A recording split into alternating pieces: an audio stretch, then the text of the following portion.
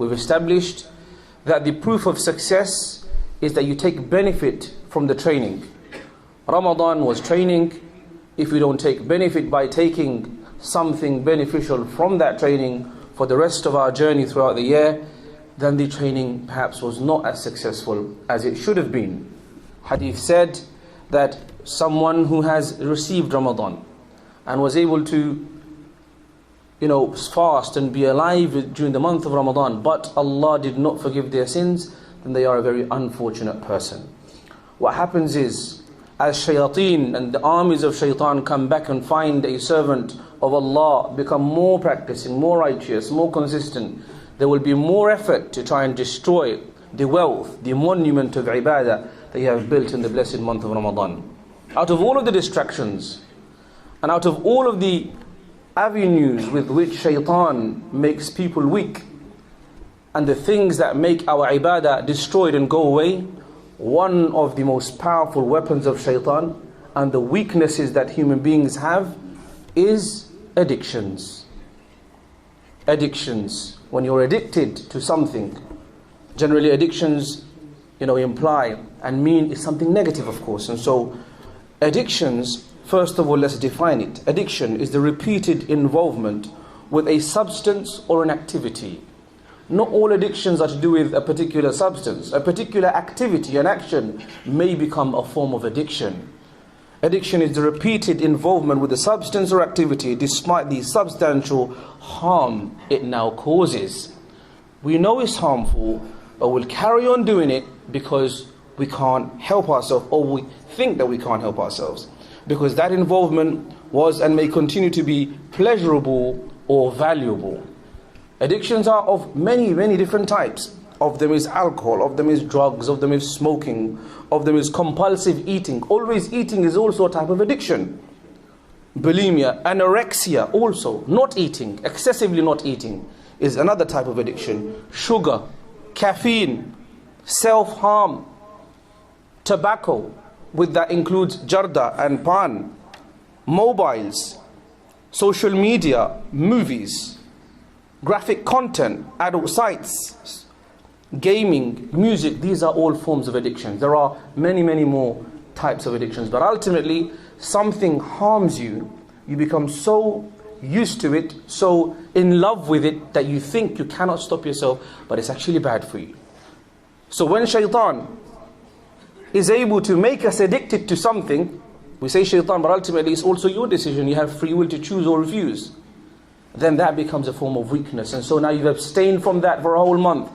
Come after Ramadan, you put your foot off of the accelerator, and all of a sudden everything comes crashing down. You say, let me take a break, and everything gets destroyed.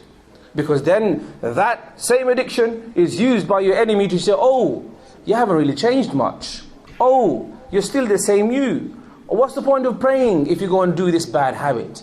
We've said again and again before, and as the ayah that we've recited says, that no matter what happens in your life, no matter what sin you may fall into, never ever leave your salah.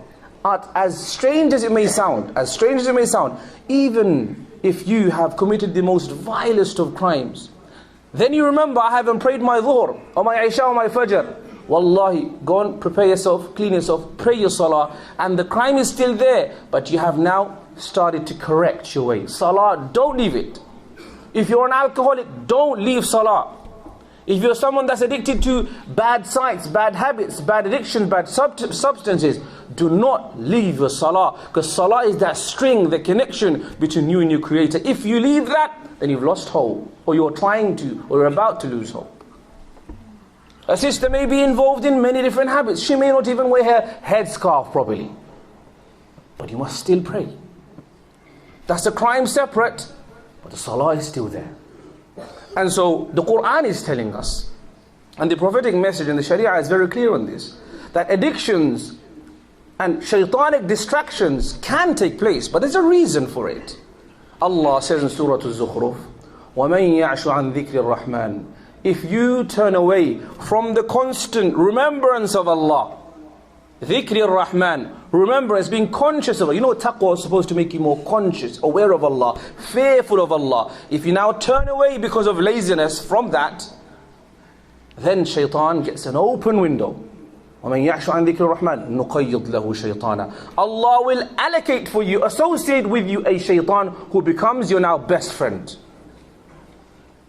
وَإِنَّهُمْ لَيَصُدُّونَهُمْ عَنِ السَّبِيلِ. And this shaitan will whisper in your mind and distract you from the correct path and make you think it's okay. وَيَحْسَبُونَ أَنَّهُمْ مُهْتَدُونَ. It's fine, I'm okay, there's worse off people than me. حَتَّى إِذَا جَاءَنَا. Until eventually Qiyamah comes, until he dies. He says, يَا لَيْتَ بَيْنِي وَبَيْنَكَ بُعْدَ الْمَشْرِقَيْنِ فَبِئْسَ الْقَرِينَ. If only there was a huge distance between you and I. And there are many more ayats like that. That if you turn away from the remembrance of Allah, وَمَنْ أَعْرَضَ عَنْ ذِكْرِي. If you turn away from the remembrance of Allah, from the Quran, from reciting the Quran, being involved with it, from salah, if you turn away from remembrance of Allah, وَمَنْ أَعْرَضَ عَنْ ذِكْرِي فَإِنَّ لَهُ مَعِيشَةً ضَنْكًا. You will have a very difficult, tough life if you leave the remembrance of Allah, your salah, your Quran, your tilawah.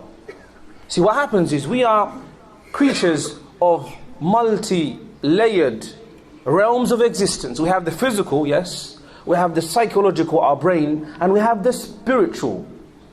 The spiritual, the Rawhani. When that Rawhani element, when you become disconnected from your Creator, there's a hollowness in your heart. There's a hollowness. You don't feel peace. You don't feel content. And so that hollowness, people who are not guided, they try to fill that hollowness with substances, with addictions, with habits, with things they think will temporarily make them forget that emptiness, that hollowness, that darkness. But that sin makes that hollowness even bigger. Because the only way to correct that emptiness, that unrest, is by returning the soul and connecting it to its Creator, which is Allah Jalla Jalaluhu.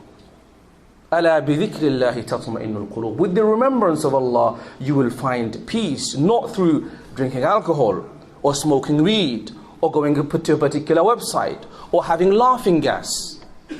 There are so many types of addictions that our young people are even commonly, easily. It's a standard practice now. It's not even considered to be a big deal. Laughing gas, nitrogen oxide, extremely damaging for you and your health and for your future.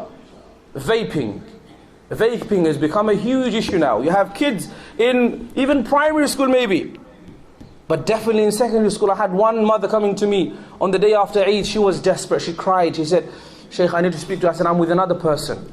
She said, I will wait for you until as long as I need to. I need you to see my child. Talk to him. She was desperate. She was crying. She was completely distraught. So then she came to the office with her daughter and her son, and she explained to me that my son has become addicted to vaping, and she was so concerned, and rightly so. And she said other things as well. What's wrong with vaping then? It seems like harmless fun. It's not the same as smoking a cigarette, or is it? Let's see. Vaping puts nicotine into the body. Nicotine is highly addictive and can slow down the brain development.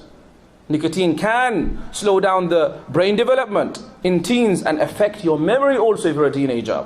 When you're a teenager, you're supposed to learn, you're supposed to go to school, you're supposed to learn, acquire knowledge.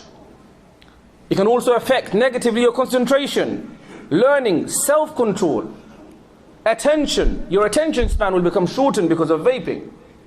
Your mood will become changing randomly, rapidly. You don't know what's happening, but it's the nicotine that's having an effect. Increase the risk of other types of addictions. You're used to smoking like this. Soon it will be a cigarette, soon it will be a weed, soon it will be a something else. The habit increases other habits. The point being is, my friends, addictions are a big weakness in humanity, in human beings. And shaitan takes advantage of that. Our target is to try and deal with that head on. There is a great boxer, I'm not promoting boxing, but just to take benefit from the story. You've probably heard of Tyson Fury. Tyson Fury is probably the greatest boxer of our time. He's amazing. He's achieved a lot of success in his life. But if you look into his biography, he will tell you himself that there was a moment in his life he was completely lost to addictions. Those who know, you know. But then what helped him to get out of those addictions and become the supreme elite athlete that he is, was his faith, was his Christianity for him. See, even those who do not believe in Islam, they have a 12-step guidance on how you can leave your addictions. You should do research on this. If you're suffering from addictions, you have to take it seriously. Confess, I'm weak. Then go and find help. There are websites like Alcoholics Anonymous, Narcotics Anonymous, and they have a 12-step procedure. Of them, we admit that we are powerless over our addictions. We come to believe in the greater power of the Almighty. So connecting yourself to your Creator, even if you're non-Muslim, you accept that connecting to your Creator helps you to overcome your desires, because you become monitored, you feel empowered that you're with the Creator, you're with the Almighty. I have a longer talk on addiction somewhere on YouTube, but inshallah this khutbah is not enough at all. But the point being is, my friends, notice, be alert Muslim, that addictions are a weakness. Whatever they may be, might be something simple, but it can become something great thereafter. Take note of it, become careful from now, take action, because this could be an avenue of destruction which shaitan uses against you. May Allah give us all tawfiq and understanding. وأقول قولي هذا وأستغفر الله لي ولكم. نحمد الله حمد الشاكرين ونصلي ونسلم على النبي الكريم محمد وعلى آله وصحبه أجمعين وبعد. One of the most important things when it comes to keeping consistent and staying away from sins and addictions is to envelop and surround yourself with good people. The most common reason for starting smoking is because of, what is it? Peer pressure. Peer pressure. Friends do it, friend circles, in the corner, in the park, and so on. Good people is important. Parents should know what kind of children your kids hang around with. Facilitate for them to have good friends. Invite his friends over. Make sure they're good friends. To know who, to vet them, to know who's good, who's bad. Good companionship is extremely, extremely important. May Allah give us all tawfiq and understanding, and give us the ability to surround ourselves with good companionship, and of course, as we said, spiritually, socially around good, spiritually to be connected with your Creator. And there are many more steps, inshallah, we can study perhaps in the future. May Allah forgive our sins. ربنا ظلمنا أنفسنا وإن لم تغفر لنا وترحمنا لنكونن من الخاسرين. اللهم وفقنا أن نجتنب من المعاصي يا رب العالمين. وفقنا أن نترك كل ما يا الله يضرنا يا رب العالمين. ربنا آتنا في الدنيا حسنة وفي الآخرة حسنة وقنا عذاب النار.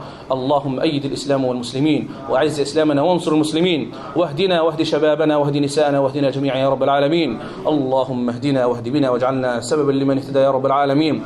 اللهم إنا نسألك حبك وحب من يحبك وحب عمل يقربنا إلى حبك يا رب العالمين. وصل اللهم وسلم على نبينا محمد وعلى آله وصحبه أجمعين، وأقيموا الصلاة.